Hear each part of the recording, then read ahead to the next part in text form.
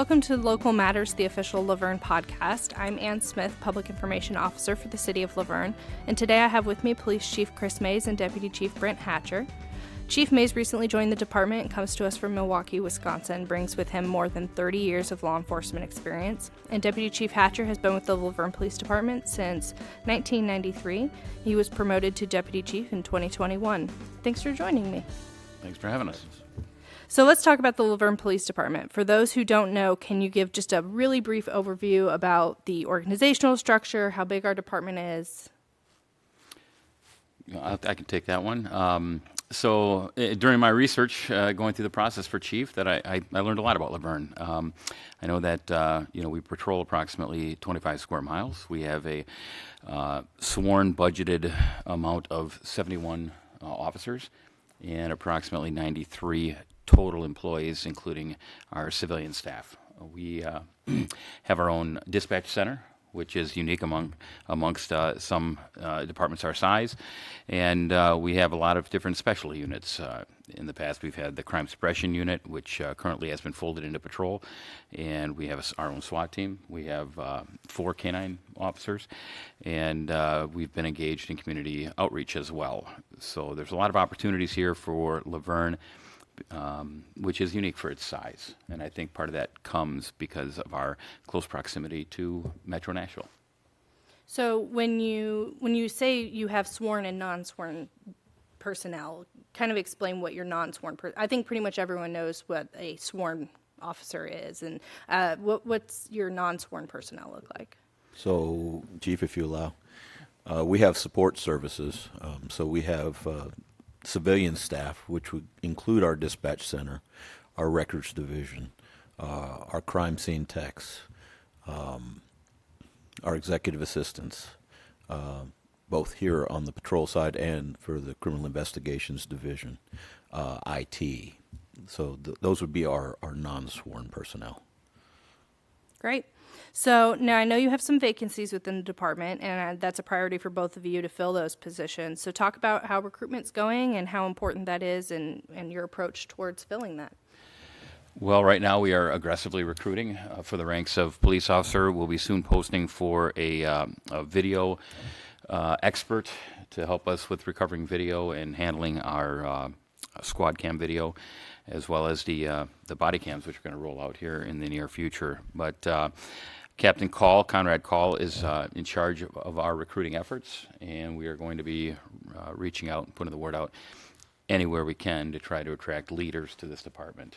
And that's what we're looking for. Anybody, you don't have to be an experienced officer to be a leader or to be considered a leader by this agency. We're looking for people that bring a variety of different life experiences, world experiences, so that they can augment the diversity of this department.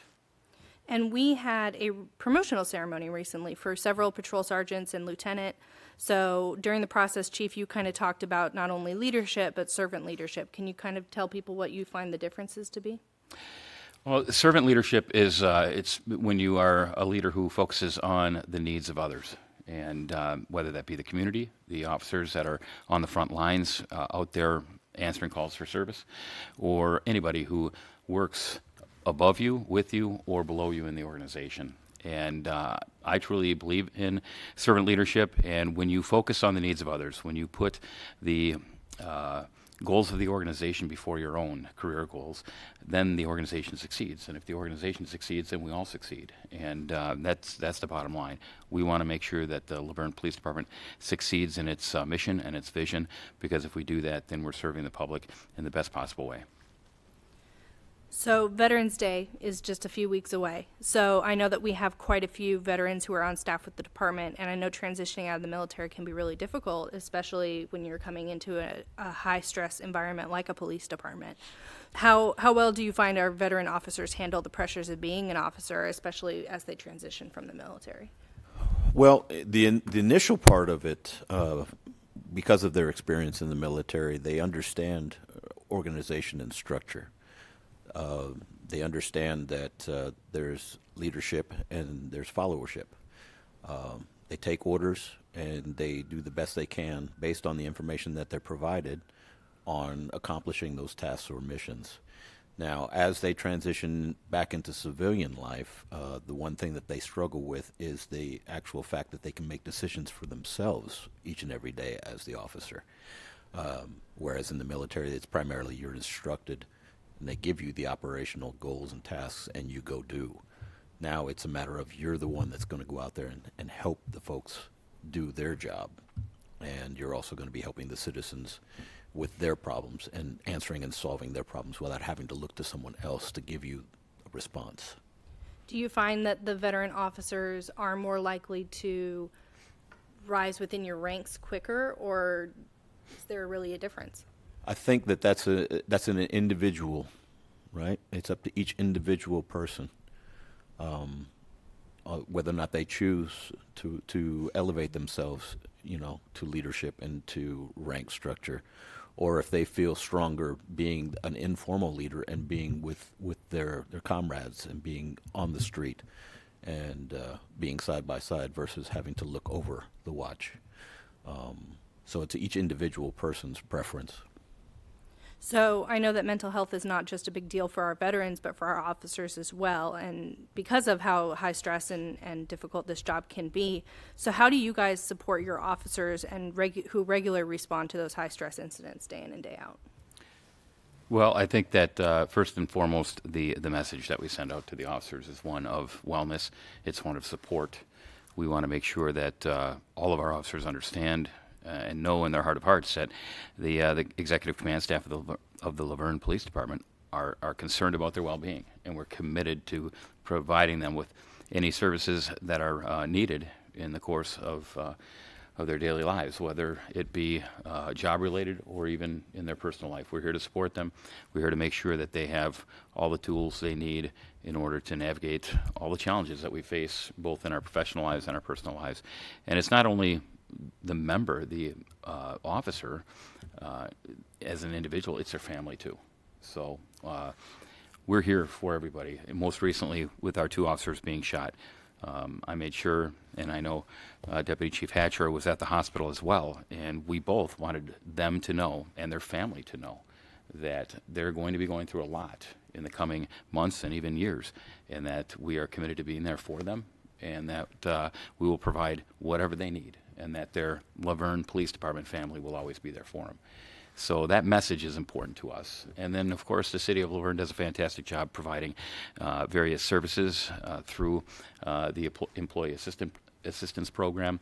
I believe that we have a police officer support team that we're currently looking to augment within the Laverne Police Department. So there's a variety of different services that we're committed to and that we provide.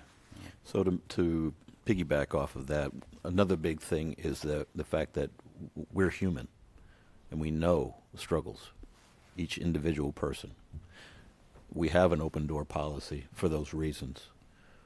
We want our officers and our civilian staff, everyone, to be able to come in and just have a conversation if they need to get something off of their chest. If they just want to rant, we want to be able to listen and maybe even, impart some different perspectives to things, to open up the possibilities and understanding for whatever their situation is, whether it be financial, emotional. Of course, then if it obviously falls into the work realm, then we have to approach it in a different light, and we make sure that they understand that when they come in, so that there's no misunderstandings. But we want them to be heard. We want them to know that they have a voice inside the department. We can't guarantee that they may not like the answers that we provide for them, but it would always be in the best interest of their feelings and the situation, as well as what would be necessary to guide them in the right directions. And I imagine that has a big deal to do with how they interact with the public as well. Absolutely, it does. Okay, so Chief, you kind of touched on it, and I wanted to circle back. Recently, for those who don't know, we had an incident at a Dollar General in town where we had a suspect shoot and injure two of our officers during an investigation. Those officers are doing better. Both are recovering out of the hospital, and the suspect was later found and pursued by police before dying by suicide. I know that this was a huge outpouring, or I know this had a huge outpouring of community support, not only for our injured officers, but for our whole department. So how do you feel like the community was able to kind of rally together behind our officers and really support what we were doing in those very critical hours? I think it was an amazing response by several different communities. First and foremost, the law enforcement community of Nashville metro area. Their response was unparalleled and was amazing. The resources that were afforded us, the departments that in and of themselves are smaller agencies that gave us 1 or 2 officers, which really would affect their own staffing. It was a very selfless act to be there in our time of need. So that was amazing. The firefighter community, the number of firefighters that responded, and the Laverne Fire Department, their members who rendered critical aid to our officers and got them to Vanderbilt Medical in a very timely manner. Amazing response. So the support there was just it was very special to see. But then finally, the community of Laverne itself has been absolutely amazing. The outpouring of support, the gifts that they have dropped off, the baked goods, things of that nature, just the comments of support from the community has been amazing, and it's been very much appreciated by the officers. And while the 2 officers that were hurt, that were shot, and they are doing well. They're recovering, and we hope and pray for a full recovery physically, but we know that emotionally there's going to be that part of the recovery that needs to take place as well. And so that support from the community means a lot, not only to them, but to the men and women who responded shortly after that incident took place, because this is an incident where stress levels were as high as they can possibly be, and our human bodies find it difficult to deal with that. And so while they were not necessarily engaged in the incident directly at the time that it occurred, they responded and they felt the trauma as well, both emotionally and mentally. And so the support from the citizens of Laverne has been instrumental in our emotional healing as a department. Also, to extend on that, the ability of our citizens to take heed to the warnings that were provided for them to shelter in place, that if they see something, to say something. We took down a lot of different leads. I know that the Criminal Investigations Division of Patrol and TBI and everybody was getting leads constantly over the course of the 48 hours from the time of the incident until Mr. Drake was found deceased. So there was a lot of effort, of not necessarily just trying to just throw something out there. They wanted to help. They wanted to be eyes for us. And it takes that. In order for a community to survive and to flourish, the police department's only one aspect. We need eyes everywhere, and we need folks to be willing to participate and be that voice and those eyes for us, to help us to do our job, to make the community better and safer. It takes all of us to do it. So with that was definitely, something that was strongly felt for me, and I know that the rest of the police department and the community itself do ourselves justice by doing more to help each other, to find the people that are trying to do the wrong things, so we can bring them to justice. So one last thing, Chief, you touched on it earlier, so I wanted to circle back to it. Body cameras. We are in the process of putting body cameras on all of our patrol officers, and this has been in the works for several years, I know, but can you update the community as to where we are in the process, and when we might be issuing out those body cameras? Well, I think I'm going to volley this one on to Brent, because he's been instrumental in the obtaining of these body cameras and the scheduled implementation. So where we are right now is that all of the equipment has been finalized and purchased. So now we are in the process of getting scheduling done with our installers. Once we get the other Gen 4 Panasonic cameras up in the newest cruisers that we have, once that is complete, then we will start the integration process into all the patrol cars, as far as all of the ports for the charging ports and the wiring systems, so that everything uploads to the cloud. So we're hoping by the first of the year to have these things rolled out. But again, it's hurry up and wait because of situations that happen, and it's technology. So it becomes kind of a time-sensitive thing, but at the same time, we can't go any faster than what the installers and the technology will allow us to do.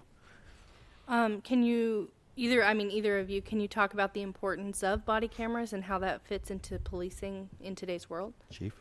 Sure. Yeah, I think it's very important. It's an aspect of accountability for not only the police but the community as well. It's important that we have a record of how we respond to and mitigate different calls for service and engage in our policing activities on a daily basis. But it's also holds our public accountable too, so that if there are complaints made against the police, that they are verified, and then our officers are held accountable. But it also can tell us if they are not verified, and so it's an accountability piece that is complete for not only the officers but the public. So it's very important. I've found it extremely helpful during the course of my career. We had body cameras where I came from in the Milwaukee Police Department, and for a period of time I was the commander of our Special Investigations section of the Internal Affairs Division, which handled all the criminal complaints against our officers. And it was very, very important for us to have that. And so to me, it's an invaluable piece of equipment that all agencies should have, and we shouldn't be afraid of it. Our officers should welcome it with open arms, because not only does it have that accountability piece, but it's also an excellent, excellent tool for us to use and look back upon for training so that we can become better. It allows us the opportunity to see things that we didn't have availability for before. We have recordings. We could hear everything. But now we'll have first-person visual and being able to actually, step by step, associate what the events are on paper, what was documented, with an actual visual aspect of it, so that we, again, as an accountability, allows us to understand better, each and every situation and what the officer was experiencing at the time of the situation, or what the citizen was experiencing at the time of the situation, right? And it's certainly the 21st century, and this is where our communities and the countries are going. This is where it is, and this is where we need to grow into that. Even as a small agency on the outskirts of Metro Nashville, even just now, they've only had body-worn cameras for a few years. So everything is growing, and the birthing pains will certainly be something that we'll have to experience, because there's going to be growing pains with it from its infancy until its maturity.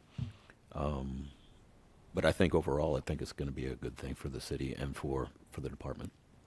The one thing I would like to add is that body cams are not like this perfect solution.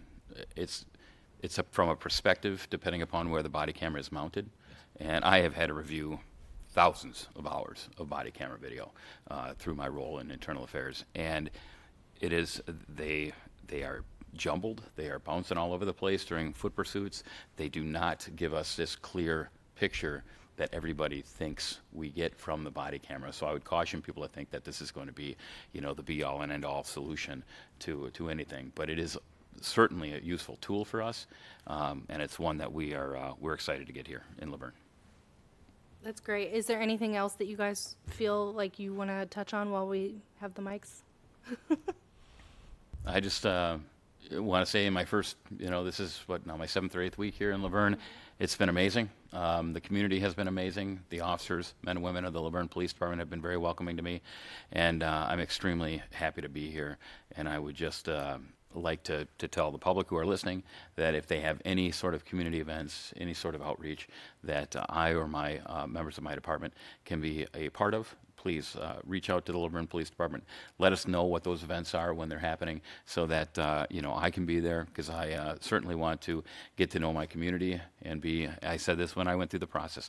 I don't want to be just an employee here. I want to be a member of the community of Laverne, and that's a promise I intend to keep. So if they can provide us with those details, that would be great, and I'll look forward to meeting people face to face, one-on-one. Great. Well, I really want to thank you both for joining me today. We've been speaking with Laverne Police Chief Chris Moews and Deputy Chief Brent Hatcher. For more information on the City of Laverne, visit www.lavernetn.gov. You've been listening to Local Matters, the official Laverne podcast. Until next time, I'm Ann Smith. Thanks for joining us.